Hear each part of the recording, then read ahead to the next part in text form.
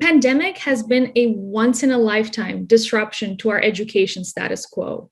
While the pandemic was a globally shared experience, everyone had their own circumstances and journeys. So what we can learn from that is that we should be bringing more empathy into our classrooms. We can make our teaching more accessible, equitable, inclusive, and engaging. And teaching is not just about the content. It's about creating intentional learning experiences for everyone involved.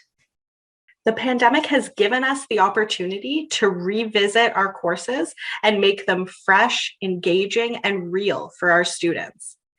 I think once we head back to the classroom, we have the opportunity to continue this practice. Our courses don't live in a vacuum. They live in the world and all the mess that comes with it. We don't have to continue to be routine and complacent. We can instead be responsive and empathetic. One of the things we've learned during the pandemic is to be very cognizant of the fact that there are minority groups in any setting, whether that's in an online learning setting or, supporting users, learning how to use all these new technologies or helping people develop digital dexterity. And if we don't intentionally look out for these minority groups who might be second language users, they might be international students, they might be students in different situations or comfort levels, we can't really have empathy with the fact that maybe some students don't want to turn on a camera and others not. We don't understand much about their personal settings and what's possible. But if we are not intentionally thinking about the groups of users or students we have in an online setting, we cannot have full empathy with everyone we're connecting with. What have I learned or been reminded of during the pandemic that I have and will continue to bring into my teaching? Flexibility, care, and humaneness. This has been an unrelenting time in so many ways, and we don't often know the intricacies of those challenges and burdens, big and small, systemic and local, body and spirit. We don't know the nuances of struggle for most of our colleagues, or even many of our friends, and certainly not for our students, not the whole picture anyway. Our students are facing disembodied learning, struggles with maintaining purpose, along with caregiving, financial precarity, and so much more on top of content. So how do I respond to that? Being flexible, believing them when they say things are hard, saying yes to requests for extra time, offering in advance grace periods, lots of choice, and a compassionate rhythm to the courses and programs I teach. It feels like leading with kindness or teaching with care, being awake to the ways we are all stretched and stressed, and not responding as a gatekeeper, not with gotchas, but with, yes, absolutely, take what you need to keep going. Hi, I'm Paul Denny from the University of Auckland in New Zealand. One of the biggest challenges, I think, from the student perspective in terms of learning during the pandemic was a feeling of isolation. Students really like to work and interact face-to-face, and that's a really big part of the campus experience. And of course, that was lost when students were working primarily from home. So we tried various ways to try to address this problem of isolation. And one of those ways was making student work visible to one another. And a really nice way of doing this are sort of lightweight peer review activities. So this allows students to see the work being done by other students in the class, and of course to provide feedback on that and to learn from the feedback they receive from their peers. We also experimented with all kinds of collaborative tasks. So having all of the students in a course working together to create some shared resource.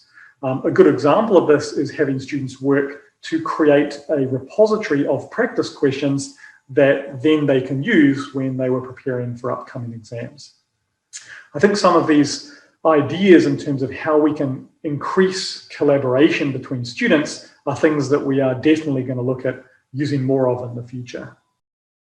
How we learn and how we can learn really fast, because there were so many new competencies and skills that we had to learn.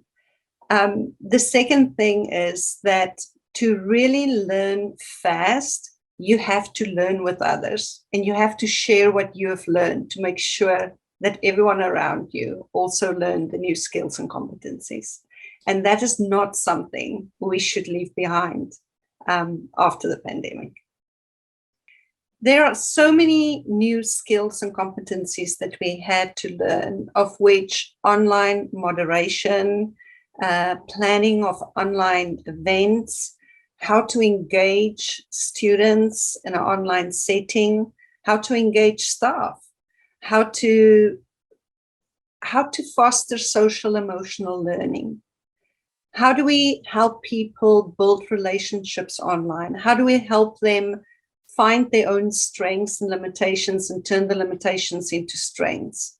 How do we help students and our colleagues online raise their own self-awareness in terms of empathy and be patient with ourselves and with others when we need to learn all these new skills and competencies? I'm Sam, and I'm an educational developer at the MacPherson Institute, and I specialize in accessible and equitable educational practices, as well as community building and engagement in blended and online learning environments. And I'm Andrew, and I'm a postdoctoral fellow at MacPherson that specializes in mental health and well-being. We'll be co-leading a workshop on universal design and mental health in the classroom at this year's EdCog conference on July 15th. We're very eager to explore these key topics with you. So neither of us are instructors in the traditional sense, but we've learned a few lessons during the pandemic that have shaped how we think about teaching. For me, this pandemic has outlined the value of universal design. In other words, making learning flexible and accessible. No one anticipated this disruption, but instructors who thought about universal design beforehand are having a much easier time adapting to the pandemic.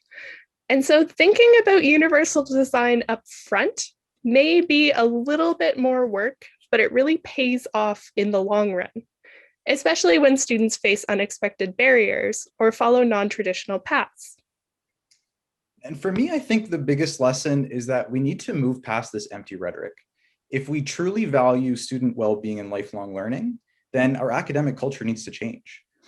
During some troubling times, I remember a mentor saying to me, "We're humans first and academics second." And I guess I'd like to see that scaled up at a more systemic level. I don't necessarily think that all instructors need to become experts at mental health, but I do think that it's up to all of us to advocate on behalf of students, staying up to date on these important topics, and basically just challenging archaic views of mental health when they arise. So there's obviously much more to say, and we're excited to unpack it all with you. In the meantime, take care, and we'll see you all soon at EdCog 2021.